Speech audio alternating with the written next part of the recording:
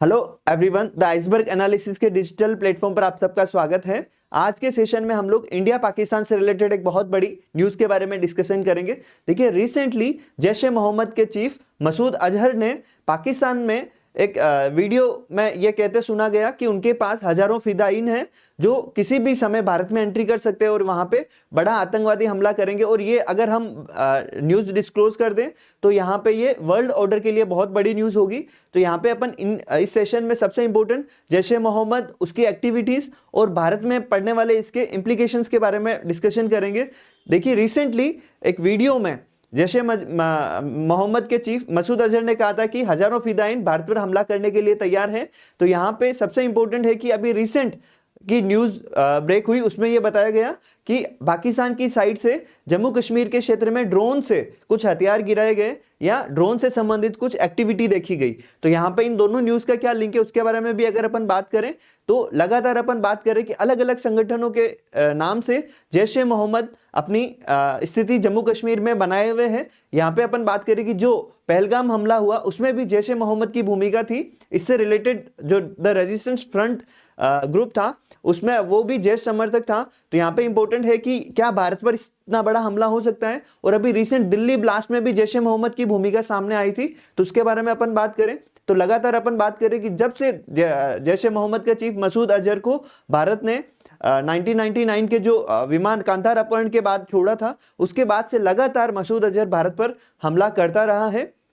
यहाँ पे अपन इंपॉर्टेंट बात करें तो इस जैश ए मोहम्मद को पाकिस्तान में लश्कर ए तैयबा और इससे संबंधित जो हफीज सईद का संगठन है उसकी तरफ से भी पूरी तरह से समर्थन मिलता रहा है, क्योंकि ये भारत विरोधी और एक प्रमुख चेहरा है पाकिस्तान में। और जम्मू कश्मीर में इसका बहुत अच्छा खासा एक संगठन है इनडायरेक्टली यहाँ पे जो है।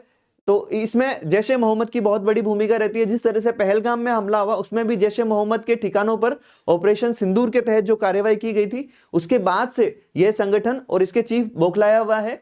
यहाँ पे अपन बात करें तो ये एक फैक्ट की बात है कि दिल्ली में जब ब्लास्ट हुआ वो एक तरह से असफल प्रयास था आतंकवादियों का, क्योंकि वहां पर लगातार इंडियन आर्मी और इंडियन इंटेलिजेंस एजेंसीज लगातार इनके समर्थकों और स्लीपर सेल पर कार्रवाई कर रही थी। तो एक वो है दिल्ली ब्लास्ट हड़बड़ी में हुआ एक ब्लास्ट था, क्योंकि अगर इसे समय रहते नहीं रोका जाता तो ये बहुत बड़ी घटना हो सकती थी। इसी तरह से जैश ए मोहम्मद लगातार भारत में जम्मू कश्मीर और भारत को अनस्टेबलाइज करने की लगातार कोशिशें कर रहा है। तो इस तरह की धमकियां नजरअंदाज नहीं की जा सकती, क्योंकि इस तरह के आत्मघाती हमले पहले भी हुए हैं और जैश ए मोहम्मद पर ऑपरेशन सिंदूर के तहत की गई कार्रवाई के बाद वह पूरी तरह से डरा हुआ है कि अगर इस तरह की कार्रवाई आने वाले समय में हो सकती है तो इस संगठन की अस्तित्व भी संकट में आ सकता है। तो लगातार अपने अस्तित्व को बचाने के लिए जैश ए मोहम्मद अब भारत में कोई बड़ा आतंकवादी हमला करने की फिराक में है।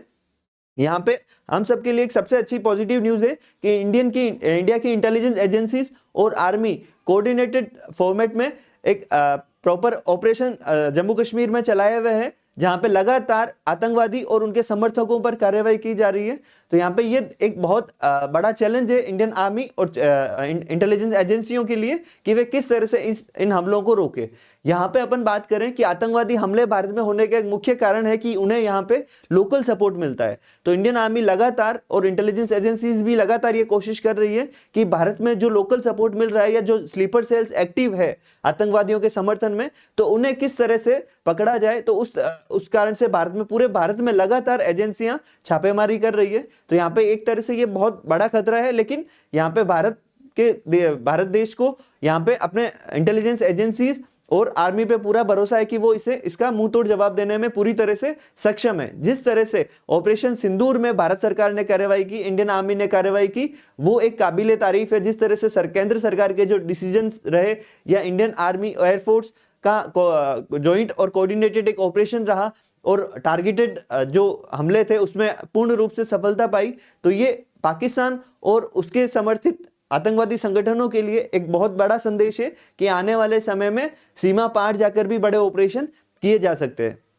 यहाँ पे सबसे इंपॉर्टेंट बात जो कंसर्न वाली बात है वो ये है कि लगातार हमास के जो टेररिस्ट हैं उनकी भी पाकिस्तान ऑक्यूपाइड कश्मीर और पाकिस्तान में आतंकवादियों के साथ लगातार बैठक हो रही है, जो कि गुरिल्ला वारफेयर और फिदाइन हमलों के लिए जाने जाते हैं। तो यहाँ पे इंडियन इंटेलिजेंस एजेंसीज इस बात को भी पूरी तरह से वेरीफाई कर रही है कि इसमें हमास की क्या भूमिका हो सकती है और उसकी कैजुअलिटीज भारत में किस तरह से करने का प्लान किया जा रहा है। तो उस पर भी काम किया, उस पर भी इंडियन इंटेलिजेंस एजेंसीज सक्रिय है। तो यहाँ पे सबसे इंपॉर्टेंट चीज है कि लश्कर ए तैयबा और जो जैश ए मोहम्मद है, इन संगठनों पर जम्मू कश्मीर में अब तक बहुत बड़ी कार्रवाइयां हुई है, तो जिससे कि यहाँ पे जो कई तरह के कई हमलों को न्यूट्रलाइज करने में बहुत बड़ी सफलता मिली है। लेकिन यहाँ पे सबसे इंपॉर्टेंट है कि जो सीमा पार आतंक विरोधी गतिविधियां हैं या सीमा पार करके आतंकवादी जो भारत में आ रहे, उन पर अभी रिसेंट टाइम में उतना रोक नहीं लगा पाई है, क्योंकि यहाँ पे इंडिया पाकिस्तान की जो बॉर्डर है और उसमें जो पहाड़ी इलाका है, पथरीला इलाका है, वहां पर एक तरह से फेंसिंग नहीं है या वहां पे इंडियन आर्मी या इंटेलिजेंस एजेंसीज पूरी तरह से सर्विलांस नहीं रख सकती। तो वो एक बहुत इंपॉर्टेंट है, वहां से घुसपैठ करके आने का एक रहता है। यहाँ पर अपन बात करें तो एक जो आतंकवादियों की जो एक डायरेक्ट इंटर कन्वर्सेशन रहती है, उसमें यह सामने आया था कि आतंकवादियों को किसी भी हाल में मार्च 2026 तक भारत पर हमला करने का टारगेट दिया गया है और इंटेलिजेंस एजेंसियां भी इस हमले को रोकने के लिए पूरी तरह से तैयार है। तो आने वाले समय में ये देखने वाली बात होगी कि इंटेलिजेंस एजेंसियां किस तरह से इन हमलों को रोकती है। तो मिलते नेक्स्ट टॉपिक में, अपन नेक्स्ट सेशन में नए टॉपिक के साथ मिलेंगे। तब तक के लिए थैंक यू एवरीवन। चैनल को लाइक शेयर जरूर करें और आपके कोई सजेशन है तो कमेंट बॉक्स में दें। मिलते हैं नए वीडियो में। Thank you.